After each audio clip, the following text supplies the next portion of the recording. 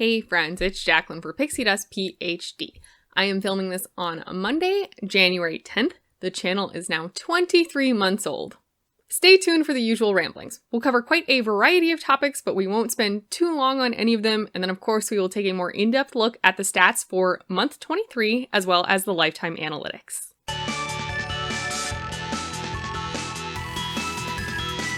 First, I want to start off by saying thanks so much to all of you that offered some pretty kind words last month when I was expressing feeling quite burnt out. It's really nice to know you're in my corner. I genuinely appreciate it.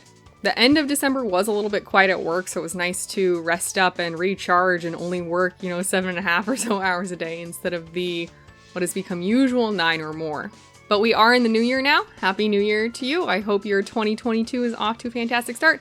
And, work's picked back up, so I'm trying to figure out how to set some boundaries to make sure that work doesn't totally overtake my life and just zap all of my mental energy. If you have any tips and tricks for this, I would love to hear them in the comments down below. I did a very bad job of this while I was getting my PhD. Lab absolutely ruled my entire life, and I feel like I am slipping back into those habits, unfortunately. Working less but maintaining productivity and at least maintaining enough high-level work that my bosses don't notice I'm working less is definitely one of my goals for the year. Moving on, so I should be going to Disneyland pretty soon here. I do keep saying should because my partner and I are not going to go if either of us contract coronavirus before we board the plane. So we are testing very regularly, both with rapid tests and PCR tests. Thus far, we've been negative this whole time, and I'm very grateful for that. We do also both work from home, so we don't really have to expose ourselves to many people too regularly, but we lived in an old, large, mixed-use building, so, for example, I wouldn't be surprised if, we're all sharing air with our neighbors, and if they get coronavirus, we might get it just by staying in our apartment, honestly. So fingers crossed that we stay negative, and then we can fly out to the West Coast. I am very nervous overall, though I feel like we're definitely getting coronavirus if/when we go on this trip. The main purpose of this trip is actually not Disneyland, it's a wedding. So with Disney, you can sort of modulate your activities by staying masked up the whole time, staying outdoors, not eating indoors, that kind of thing. With a wedding, there's really no modulating it, we either go to the wedding or we don't. Also, it's in Oregon in the winter, so it's gonna be inside and there's not really going to be an option for being outside. We are going to stay masked up as much as possible, and we did buy some KN95s.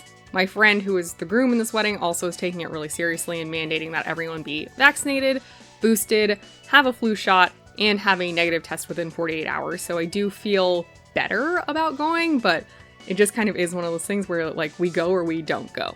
I am incredibly nervous. I do feel a sense of doom and gloom that we're going to get coronavirus, if not at the wedding, then at Disneyland, or if not there, then in the airports, etc. But I don't know. These are just choices that we've made, I guess. For the most part, it's not even really a money thing for me. It's that this is one of my better friends, and I really do want to go celebrate them.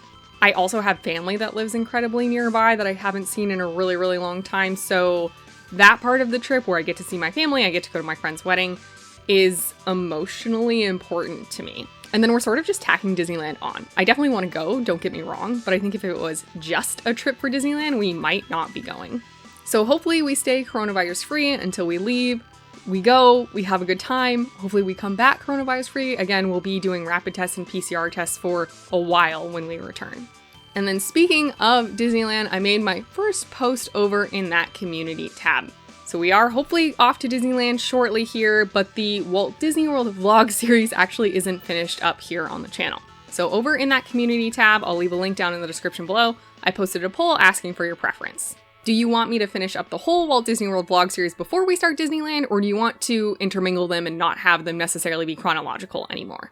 The Walt Disney World vlogs themselves are set to end sometime in March right now.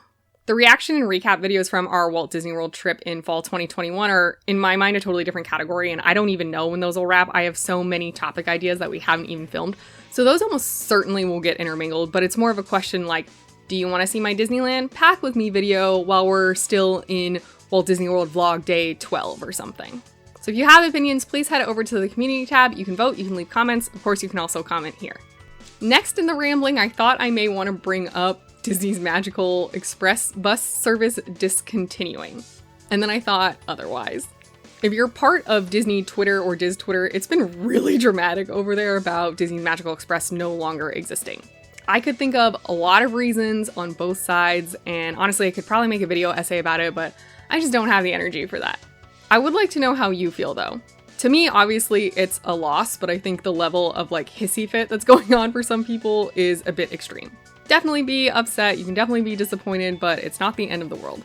If this is what's stopping you from going on a Walt Disney World vacation, so be it, but then don't go.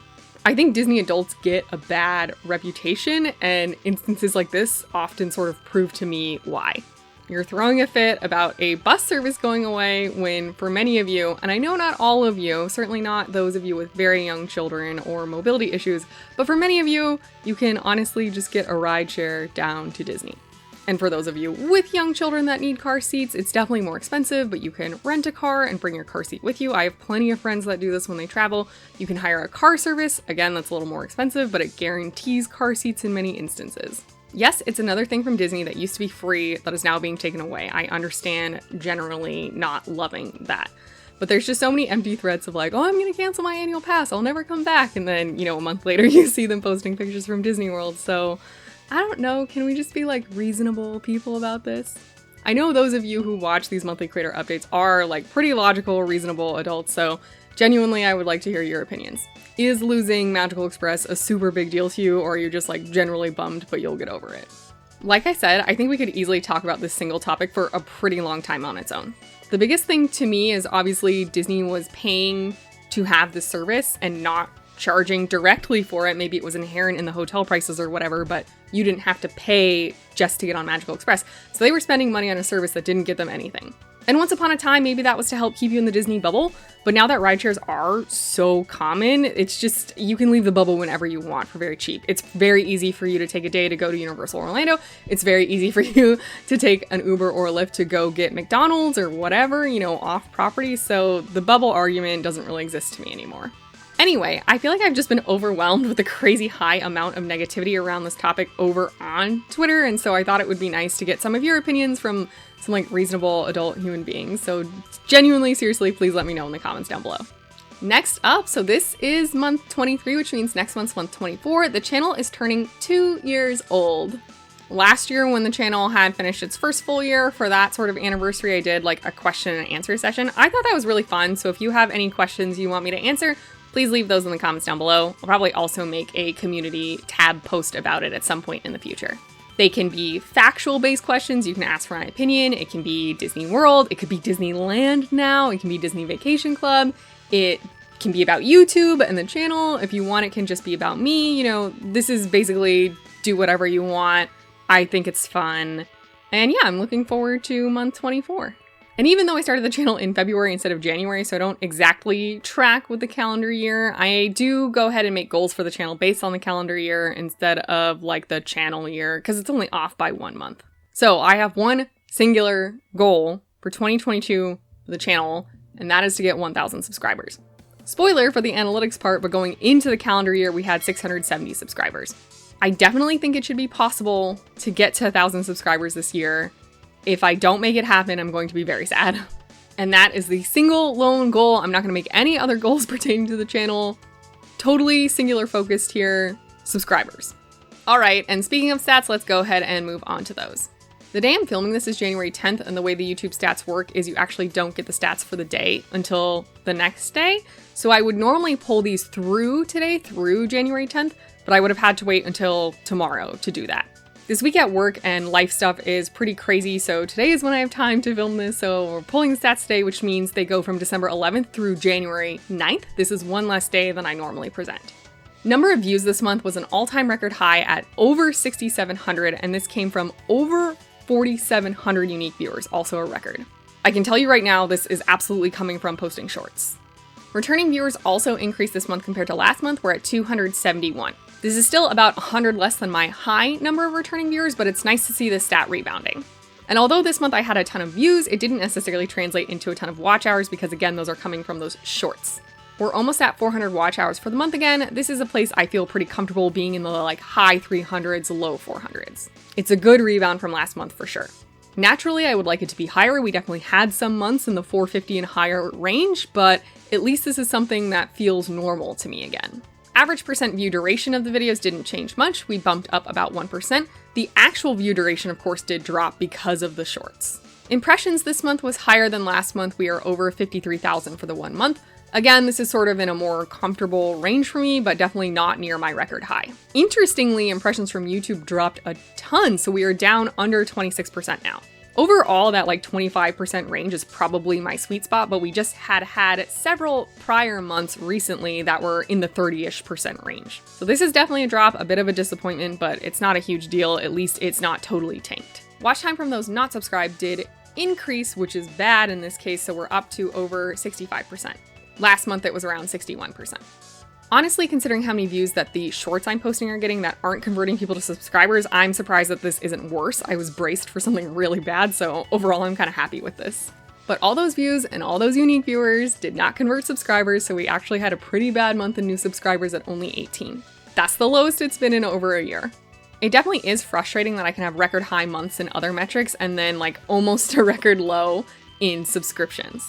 I've said it before, I'm sure I'll say it again, success in other metrics doesn't necessarily convert to success in subscribers, so this is a down month for me and we'll just keep plucking along. For top videos in this month period, the top 3 were all shorts. Then of course we have our classic PhotoPass video.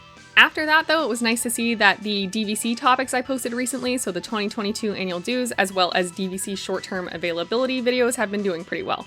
And then the next 2 after that are actually room tours I posted a little bit ago. In my opinion, it's nice to see some of these now a little bit older videos still gaining views in this monthly period. The room tours in particular, I don't think did like super great right when I posted them, so it is good to know that that's sort of more quote unquote evergreen content. It's not totally evergreen, obviously, rooms change, but you know, people are still searching for it and still watching it even long after they're posted. Moving away from YouTube and on to other social media, over on Twitter, I am now following 962 accounts and 829 accounts are following me. And then over on Instagram, I have 297 followers and I am following 399 accounts. With regards to Instagram, I will say I thought perhaps coming back from my Walt Disney World trip, I would be more motivated to post pictures because I would have a ton of new pictures. That just hasn't been the case, so I'm sure that will still not be the case coming back from Disneyland. So I don't know, it is what it is. Moving on to lifetime analytics. So overall, the channel has over 58,000 views. So we did break 55,000 this month, which is exciting. And by all accounts, we should break 60,000 next month. And then this has resulted in over 5,500 watch hours. So that was also a big victory for me. I don't think we'll eclipse 6,000 watch hours next month. Certainly not if the watch hour trends for the months continue to be like 300, 400 range. Percent view duration technically went down 0.1%, but it is effectively the same. And we now have over 750,000 impressions. So definitely sometime this calendar year, we should break 1 million impressions, which is completely arbitrary, but like a very exciting thing for me to think about. Impressions from YouTube was exactly the same this month as it was last month for the lifetime stat at 26%. And then watch time from those not subscribed actually improved by 0.2%. So we're now at 69.1%. I have no idea how this improved considering that the monthly stat for this was much worse, but so be it. And overall, we are at 673 subscribers, so it's definitely been a slow few months, you all know that, and you know, hopefully we could hit 700 by the time we do this for month 24, that would be great. Comparing this month's monthly and lifetime stats to what we saw last month, overall, it was like a pretty good month. Views was way higher, watch hours was way higher, even though it wasn't like a super high watch hour month overall, at least we definitely are rebounding. There's really only 2 stats I feel slightly worried about, and that's impressions from YouTube and of course number of subscribers. It's funny to me that I had such a high amount of views on a month when my impressions from YouTube percent was relatively low, at least compared to last month. And I mean, similarly again, I just had, for me, a ton of views, a ton of unique viewers, but hardly any new subscribers. I can certainly intellectually understand that the shorts don't necessarily prompt people to subscribe, so, you know, I kind of get it, but it's still disappointing. But we are on that slow but steady march towards 1,000 subscribers. To achieve that, I am going to need close to 30 subscribers a month. I think it's probably actually like 27 or 28. My mental math is not that great. So that's higher than it's been recently, and if any of you have tips or advice, let me know. I really do feel like that the channel had gained a lot of momentum with subscribers, and then that's just stalled out the past 5, 6, or 7 months. There were a couple of months in there recently that got 35 subscribers each month, but for the most part, it's been like 25 or under. For those of you that have a channel and have found success with subscribers, I would really appreciate any advice. And even if you don't, I just want to say thank you so much for being here. I really, truly am so happy you're here. I really appreciate the fact that you bothered to hit that subscribe button. It's a very silly metric, I know, but that is just what YouTube's based off of, so I am fairly invested in it. I am very grateful for your support, not only of the channel overall, but as many of you demonstrated last month in the way that you care about me as a person. Couldn't really ask for anything more. Wrapping this one up, thanks so much for tuning in to another monthly creator update. Like I said, next month is month 24, so if there's any topics you want me to address, leave those in the comments down below. And also head over to that community tab and let me know how you want to see the Disneyland content, intermingled with Walt Disney World or more chronological. I hope your new year has been off to a kind start. I know it's been pretty rough for a lot of us. I'm wishing you the absolute best, especially in terms of your health and wellness, physically, mentally, and emotionally. May the rest of your day be magical, and we'll see you real soon at Pixie Dust PhD.